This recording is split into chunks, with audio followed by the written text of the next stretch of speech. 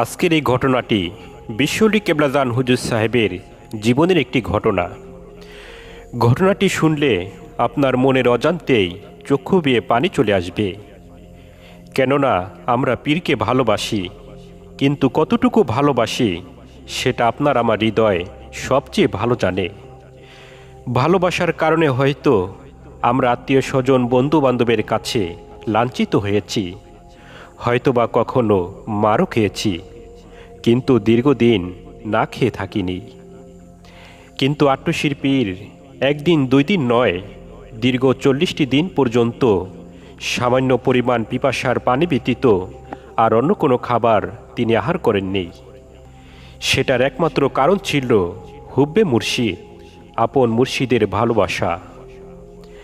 কেবলাজান হুজুর সাহেব তার জীবনে এই ঘটনাগুলো তিনি প্রায় সময় বয়ান করতেন।